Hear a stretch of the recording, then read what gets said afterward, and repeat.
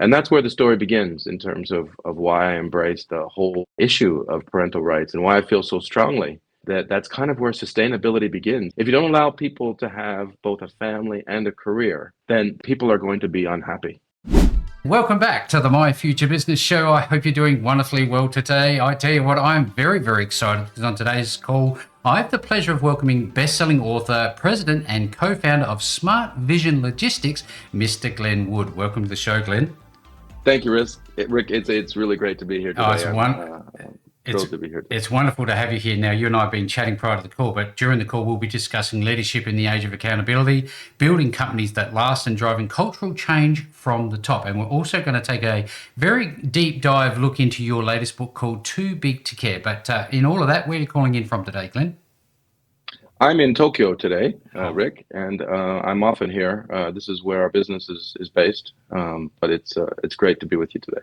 So is that home for you, or do you travel for work? Well, I travel quite a bit. I was born in Canada, but the last 35 years or so, I've been mainly in Japan and in Asia. Wow, that must have been somewhat of a cultural shift for you. Indeed, yeah, but it was a good one, and overall, I've had a wonderful experience.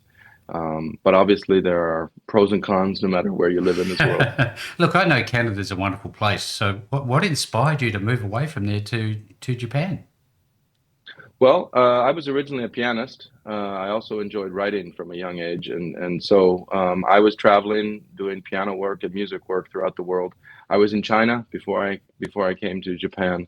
When I got to Japan, I was immediately intrigued, and I'm a very intellectually curious person. And I'm not sure if you visited Japan or Southeast Asia before, but frankly, as you start to dig into some of the mysteries of the thousands of years of history here. For someone who's intellectually curious, it's really like a kid in a candy shop. Oh, I can just imagine. Now, what is something that really stands out for you that you love to your core about where you're living now? Well, I guess I'd have to bring it back to the people, Rick. Hmm. People are, you can argue on one level that people are the same no matter where you are. On the other hand, I have to say that some of my best friends and people I actually call family.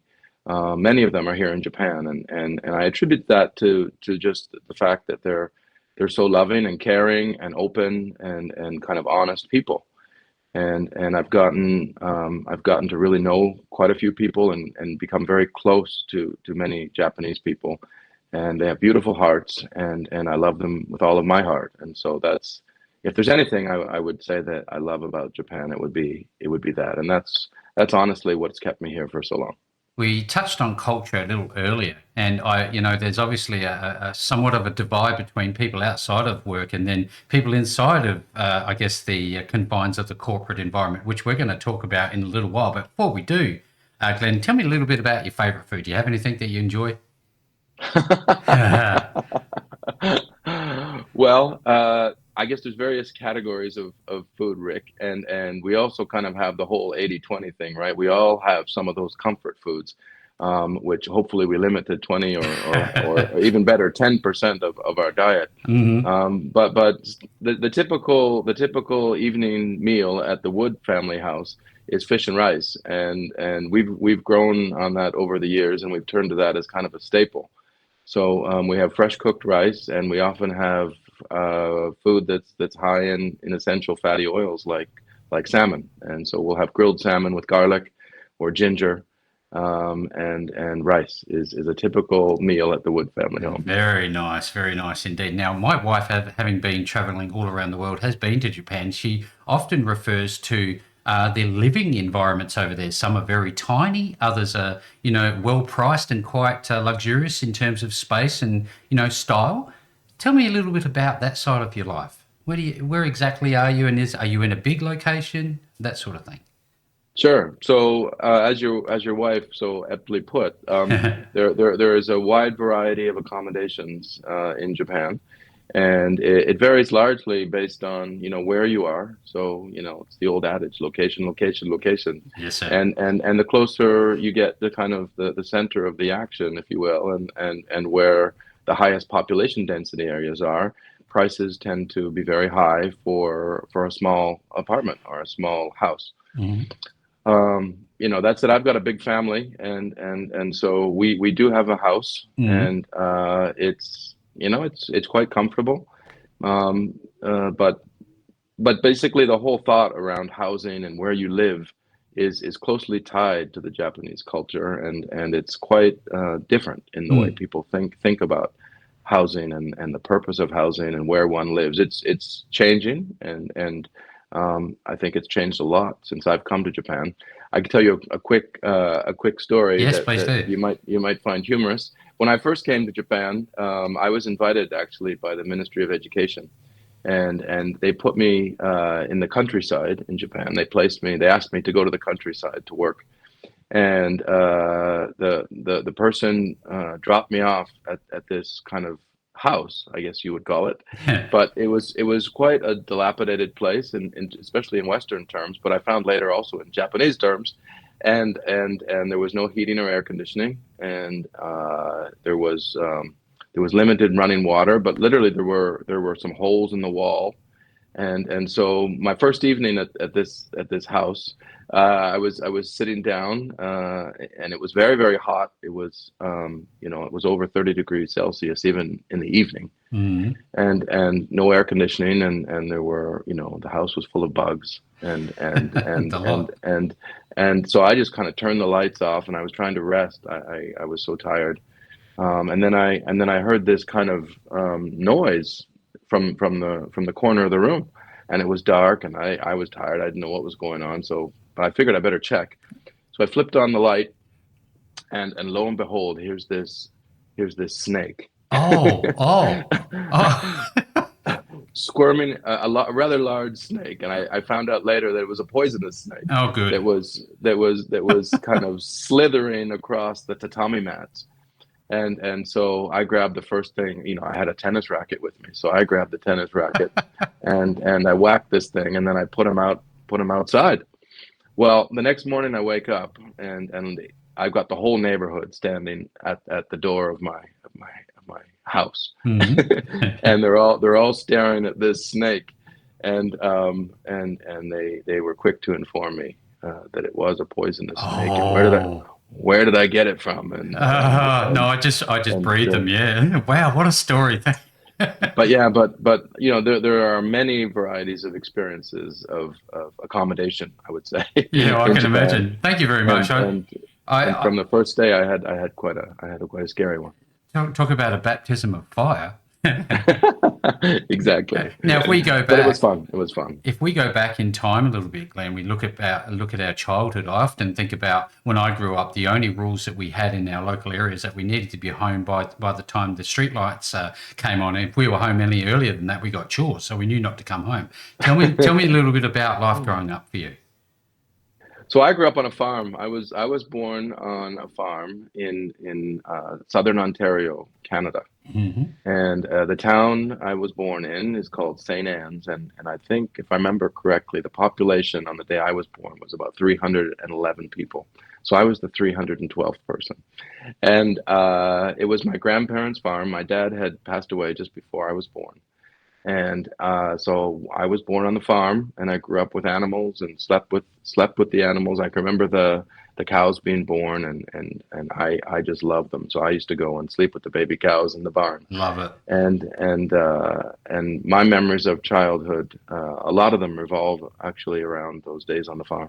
Yeah, that's great. I mean, I grew up also on a farm and it was very wholesome, very down to earth. You would often be picking mushrooms. Did you have that type of experience too?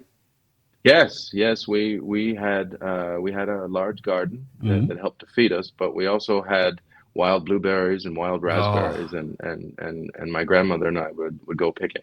it's a very different environment and very different experience when you buy them off the supermarket shelves nowadays, isn't it? Now, tell me, you touched on Indeed. your parents a little bit. Tell us about the inspirational people in your life as you were growing up in those formative years that I guess helped form you into the man that you've become today. Well, I guess number one would be my mom. Mom, obviously, as I mentioned, my father passed away, so she was a single mom, and I have an Mm. older brother, and she broke her back for us most of her life. She had to go back to work, obviously, and Mm. she didn't have a job, so she went to She got a job as a part-time teacher to start with, and in a local school, and then she continued her university education while raising us and while working during the daytime. And she broke her back for us her whole life, and God bless her, rest her soul. But she was by far the most inspirational person in my life. Number two would be my grandmother, a close second. Close She, second. as I Yep. mentioned, I was born on the farm, and so mom had to go to work. So I spent a lot of my early days with my grandma, and she was just an inspirational, wonderful lady who was an immigrant to Canada. She came across from Scotland on a boat when she was a teenager, Hmm. and she lived in Canada till she was 99 years old. So she was a very tough, strong-willed, yet happy and blessed lady, and she blessed my life like no other. I love these parts of the call because I get to see some insight that, really, pull the heartstrings, as it were, and it makes a great deal of difference for the context of the call because I know, fundamentally businesses don't change, but the people that are running them certainly do. So I appreciate your feedback. Now, when I was growing up, I had an experience washing cars as my first entrepreneurial experience. What was yours? Well, I sold products that we made on the farm, obviously, but my first kind of quote unquote job was working at a fast food restaurant.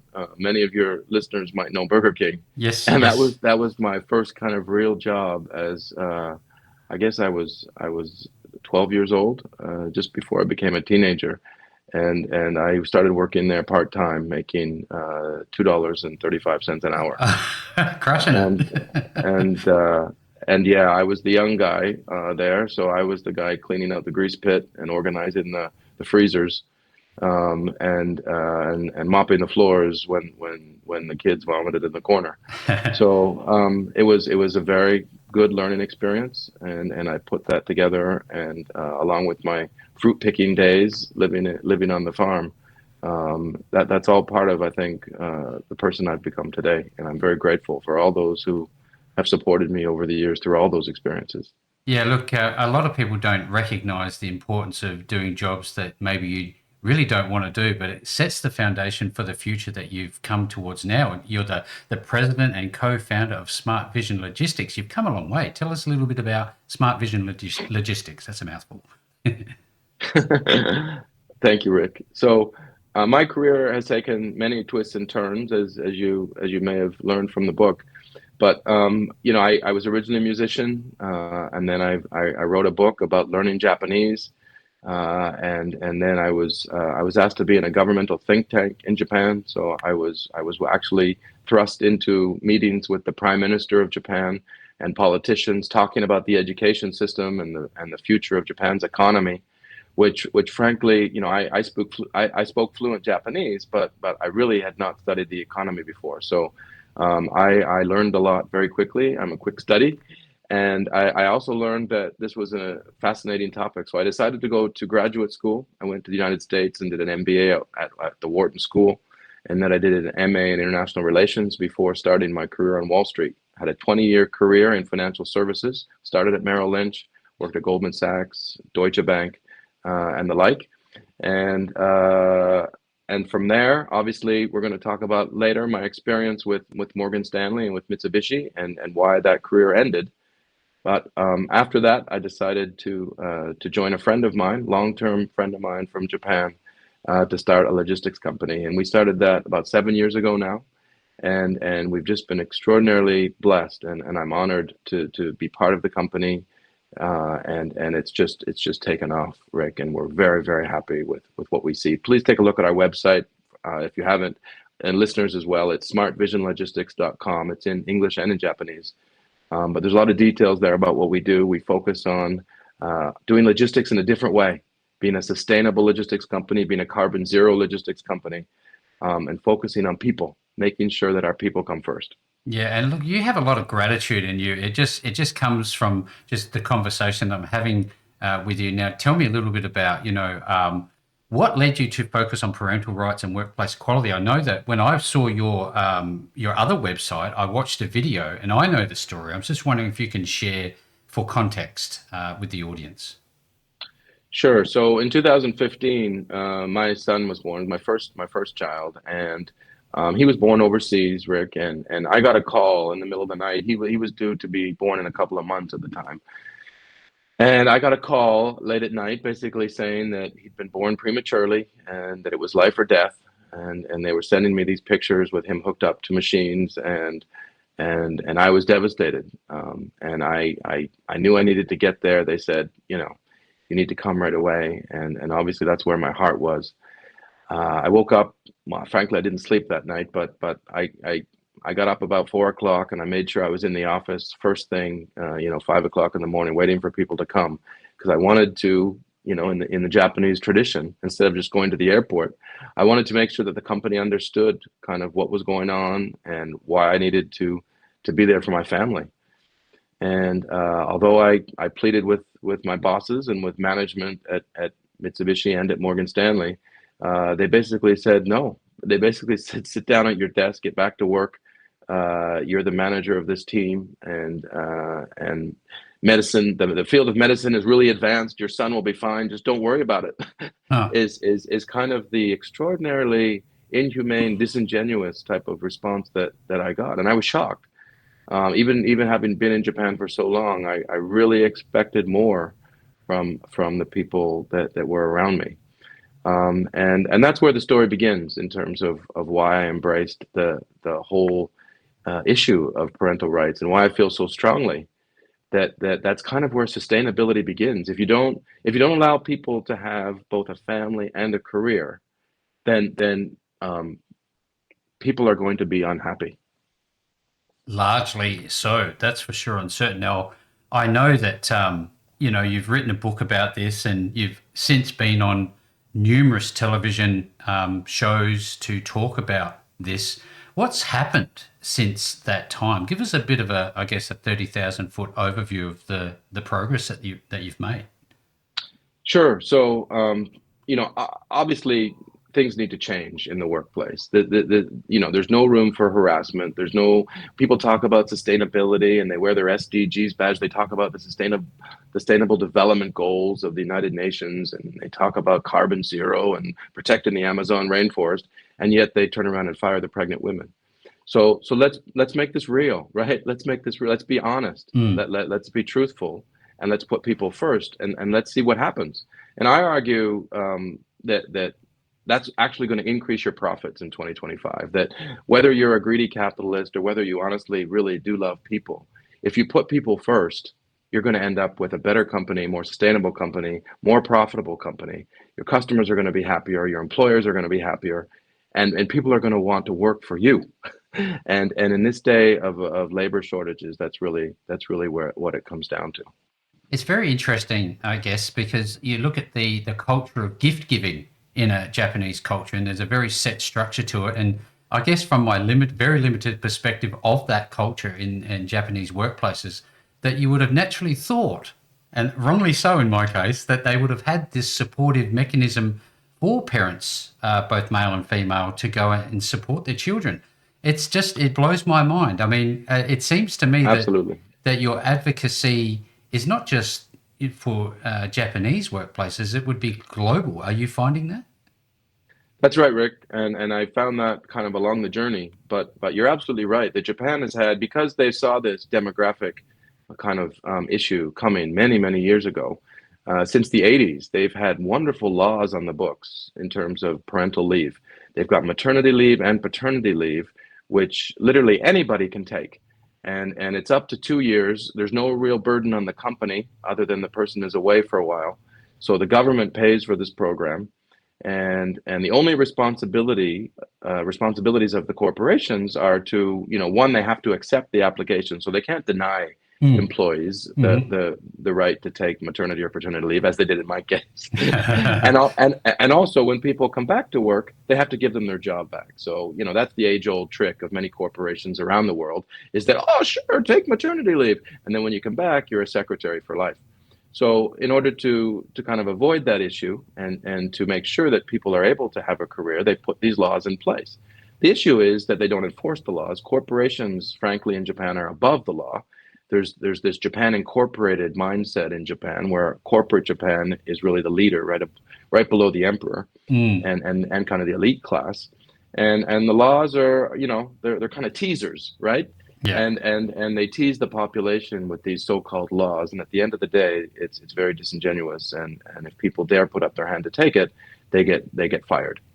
And so that's where my fight began. I'm very happy to say that paternity leave numbers, if you look at the statistics, when we started our fight, paternity leave numbers in Japan were about 1%. So virtually no men put up their hand to take paternity leave when we started in 2015. Today, that number is over 30%. Wow. And so what does that mean? That means millions and millions of kids now every year get to spend some time with their dad, for one. Two, it means that millions of kids are probably being born that would never have been born because parents are able to take that time to have kids. And inevitably that's the problem. If you think about the equation, Rick, so you've got households where both the mother and the father have to work. And so if you want to have a child, then what's that look like? Well, you're going to double your costs, right? Because you're Yep. adding somebody to the family. Yep. And someone's going to get fired for trying to have a kid. So you're going to have cut your income in half. So with half the income and double the costs, it's a very easy decision for many young parents. They delay having children. They can't do it. It doesn't make economic sense. Not to mention the costs after that, all the way through university. Who's going to pay for that? Well, Japan doesn't help with that. You're on your own, and the costs just keep rising, which means that most people just delay the process of having children, and in many cases they just don't have children. Mm. And there was just another article in the newspaper yesterday. You might have seen it about Japan's birth rate. Mm-hmm. We're now losing 1 million people per year in Japan on Wow. net. So the population is now declining by 1 million people per year, and there's no end in sight. And it's tragic. Yeah. And there's really no explanation for this. There are many quite simple solutions to this problem, and yet people don't look at the solutions. They just allow the population to continue to decrease. And as you know, decreasing population means a decreasing economy. So Mm. Japan's economy, by definition, is set to decline for many years to come. Well, there's certainly an opportunity in here to shift gears and turn the ship around. And you're obviously on board with that. You've obviously got your advocacy. You've written the book. I'd love to talk about some of the practical implications for this. And are you finding, as a byproduct of your advocacy, any pushback from people that you're working with directly? And what's the language around this when you talk to other leaders? So many leaders obviously embrace this. I'm not sure at times how genuine it is, Mm. because we still have the problem. And as you mentioned earlier, this is a global issue. It's not just a Japan issue. Mm-hmm. There are specifics that are they're very strange and particular to Japan. But it is a global issue.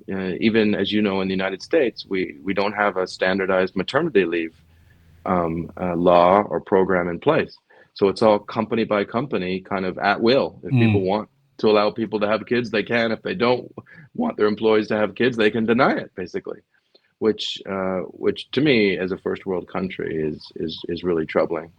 Um, but yeah, I think besides the paternity leave jump that we've seen, we have seen certainly a softening in terms of people's view of what sustainability means, and that's really the core of our message. I wrote the book because so many people approached me and said, "Okay, well, sustainability.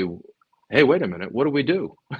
And people don't know. People don't know what to do. Mm. People on the ground don't know what to do. Their boss might call.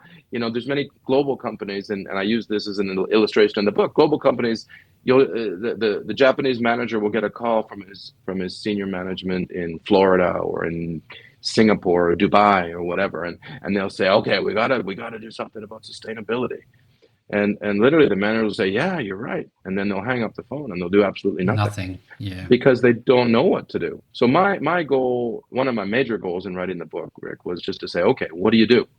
Where do you start? And as I kind of spilled the beans earlier, but you start with your people.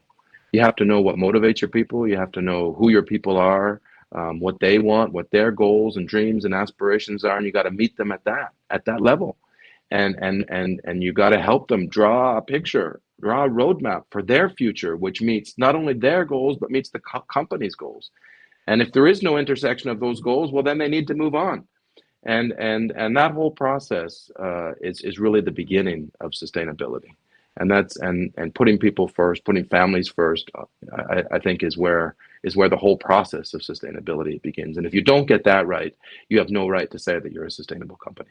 Yeah, look, I can only imagine how busy you are with Smart Vision Logistics and your advocacy work. How much time is it taking out of your, I guess, your busy week to be the advocate and get out there and talk to people? Tell us a little bit about that side of it. Well, I try not to divide my time that way, Rick. I think it's all tied together, Right. right? Yep. So Yep. there's people here that are listening to you that are going to look at our website and want to know more about Smart Vision Logistics. And likewise, there's people here that are listening that are going to want to have me come to their company and talk to them about what to do about sustainability. So Hmm. it really goes both ways, and I'm happy to spend as much time as I need to do both. I sometimes find that I'm not getting enough sleep, but we'll work on that, and we'll get it all sorted out. So, how do you, when you do enter a business as a consultant, let's call it, for lack of better terms to put it, how do you create and tailor family friendly policies for those workplaces who are receptive to this and want to implement? Well, every company obviously has a different culture, and also depending on where the offices are, even one company will have a different corporate culture in every country that they do business in. So Mm. it's kind of important to kind of do that cultural audit of a corporation and kind of figure out where they are and what their culture is, and then figure out where they do business and what the laws and cultural norms are in those various locations. And then try to figure out how to tie that all together to provide this framework where people feel at ease and can talk about their dreams and their motivations and their issues, but also just where they understand that the company is here to support them to have a family and a career. That the company at its heart believes that happy employees are motivated employees, and many employees want to have a family. So, how do we support people through having a family and a career? And from a corporate perspective, we have to get management to understand. Management spends millions of dollars on management training programs. They send people away for weekends or sometimes overseas for a 2-week program about how to be a better manager. I argue, employees that have become parents have gone through management training that is really priceless, Mm. and that there is really no comparison there's no substitute for the management training that parents go through when they try to raise their children. So there's no manual for that. You have to figure it out. You have to learn from those around you. You have to pray. You have to figure out how to move your family forward in a way that supports the children. And isn't that the same as managing a team at work? How do you Hmm. support your employees? How do you organize incentives so that people move the strategy forward in the direction management envisions it? It's I, all tied together, Rick, oh, and I yeah. think I think we need to approach it in a holistic way, where corporations and families and workers all kind of share a vision, and move towards that vision. I'll tell you, not having worked in Smart Vision Logistics before, I'm pretty sure that the team that you have there are very, very fortunate that they are on board with you, especially young parents. So, tell me a little bit about Thank you, Rick. some of the key lessons that people can take away from your book and they can apply in their business. I know that we're sort of giving it a 30,000-foot overview, but what's one thing for you that is something they can think about when they leave this call today? I think resource management is one of the key words that I would bring up, Rick, and I think that's still an area where corporations and people and families in general kind of miss the mark. Mm. Whether it's people, human resources, or whether it's physical resources. Um, really, we label so many things in life as kind of garbage, things that we throw away. Well, what does that mean? And what are we throwing away? And it's ironic that in many cases, if you really dig into it, that we're throwing away things that are extraordinarily valuable, and that the things that we are so quick to label as trash or waste is really not waste at all. And I argue this as kind of a circular management or a circular view Mm. of resources. And you think, well, that's just recycling. Well, it's a little bit deeper than recycling, right? So one example is in the logistics realm. For example, we had customers. When I approached customers, we went to their plant and we saw, okay, this company is making salads for McDonald's. Okay, Yep. so we bring in the vegetables and they cut it up and they make a salad. Wonderful. Well, then they tell me actually 40% of the vegetables that they cut up for these salads are being thrown away. Oh. Well, what do you mean thrown away? Well, it's just stuff that we can't use, and so it goes up this conveyor belt and it goes into the bin, and then the garbage man comes and takes it away. And I said, well, where's he take it to, and how much does that cost? Well, the answers were quite stunning, really. They burn the vegetables, right? Oh. So it's burnable trash, Huh. and it costs in yen terms, 40 yen per kilo. So in US dollar terms, that's approximately 35 cents per kilo Hmm. per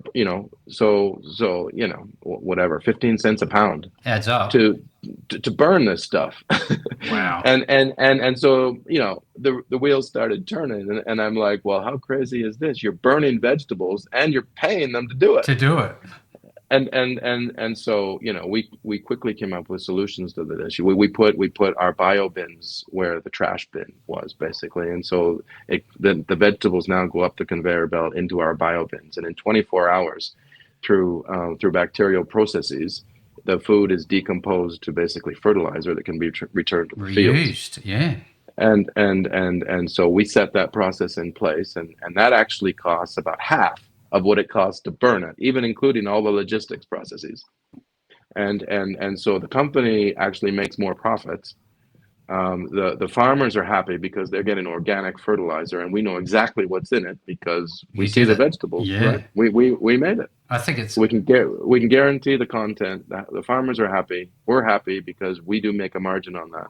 And at the end of the day, everybody makes more money, and there's no waste. So then you say, well, what happened to well, there is no waste, right? hmm And often I find when dealing with people that the same thing is true, Rick. That if you meet people where they are, if you figure out what motivates them, where they want to go, what their dream is, and you form a commitment with them to help them meet their dreams, that they'll do anything for you. And that's kind of the key to human resource management. And I think that's where it begins. And I talk quite a bit about this in the book, but I think to answer your question, and I apologize if it's a little bit long, No, but I love it. that would be where I would begin. Yeah, absolutely great feedback. Thank you so very much. Really, really enjoying this call today. Now, I know that you must have seen some sort of changes in culture, not just locally for you, but be through your advocacy. Are you seeing that cultural shift? Is it measurable for you right now? And where are you seeing the most receptiveness, let's call it, in terms of So continents? yeah, no, that's a great question, Rick. Thank you very much. I would say that we're in very early stages, Hmm. and that's a great place to be. That means we're on the verge of a growth spurt, is how I look at it. Yep. But we've planted seeds. I think this podcast is another seed that we're planting, just helping people and corporations and governments, frankly, to understand that it's not that complicated. If you embrace this, it's actually going to be profitable. It's going to be growth producing for you, for your people, for your country, for your corporations. And well, why would you not want to embrace some of these principles when you're so keen on sustainability? Mhm. And even the whole word sustainability, frankly, Rick, is rather strange, right? So what's the opposite of sustainability? Right? Yeah. Well. So I'm starting a company, but I hope it dies next year. Yeah. Hello. Right? Right? So that doesn't make sense, right? So what is sustainability? And perhaps the definition has changed over the years. Hmm. So what does it mean today? What does it mean for 2025? And basically, sustainability means we want to be alive as a corporation in 2026 and beyond. Yep. So how do we keep going? And what are the rules of the road? And let's figure those out. And I hope this book really provides a roadmap and some of those perhaps new, but perhaps old rules of the road of how to remain viable as a corporation, and for that matter, as a country. Absolutely. Great feedback. Now, did you enjoy writing the book? Was it difficult to put together? Are you a writer? Are you not? Tell us a little about the experience. Well, frankly, when this whole thing started with Morgan Stanley and Mitsubishi, I was just so flabbergasted by the whole thing. I was just shocked, and I was really PTSD for months, and so I just started writing diaries, frankly, and telling, at least getting the things down for myself. Some of the court sessions, some of the things the company said, some of the things the lawyers said, they were just so stunning and so beyond any realm of anything I'd ever imagined. It's really a story of truth stranger than fiction, right? Hmm. So I figured we got to get these things down so I don't forget them. So the first book I wrote was really just a diary of everything that had happened. And then I took that and I thought, well, some people might get something out of this, and I think my kids will enjoy reading this. But how do I broaden this, and how do I make it more applicable to a really broad audience? And that's where I came across the whole idea of sustainability and just putting the pieces together, Rick, that frankly, if you don't allow people to have a family and a career, you're not sustainable. You're going to have increased employee turnover. Your attrition rates are going to go up. You're going to have lower profits. Your employees are going to be less motivated, less enthused. That's going to go translate directly through to your customers. So your customers aren't going to like you. Your shareholders are going to see that your employees aren't happy and that your profitability is weaker. So they're not going to want to invest in your company, which means your cost of equity is going to go up. So it all kind of circles together Dominoes, into doesn't it? this, yeah, dominoes together into a vicious cycle of death. Mm. And so is that the direction you want your company to go or not? And I think if you confront managers and leaders with that proposition, then the answer becomes really clear, and it's very obvious what you need to do. It seems to me that many authors would love to write another book. You got something else in you that you want to share with the world, or is this the focus for next so long? I've got lots of books in me. There's lots of things I still want to write about. I think we just lost the internet here. Just a No, we're moment. still here. I can still see it. Just went dark a little bit. That's right. That's better. Okay, apologies. That's fine.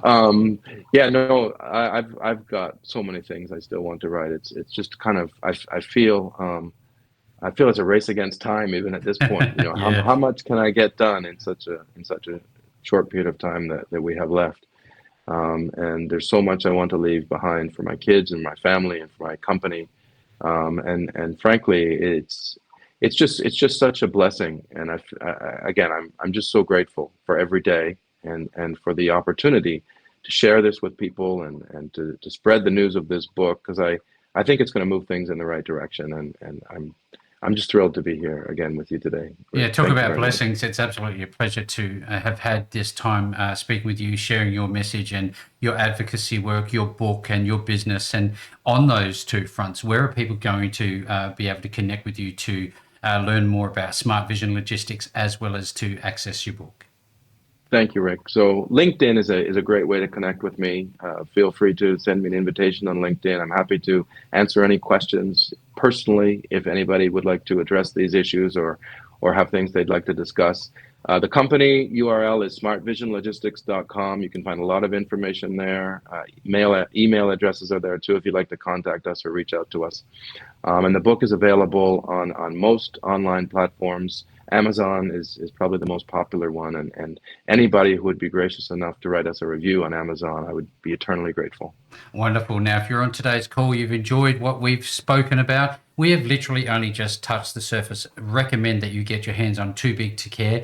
The link to the book and to the business Smart Vision Logistics will be below this post. No matter where you see the call, you'll be able to link straight through to those resources. And with that said, Glenn, thank you so very much for joining me on the My Future Business show today. Thanks so much, Rick. It was a pleasure to be here.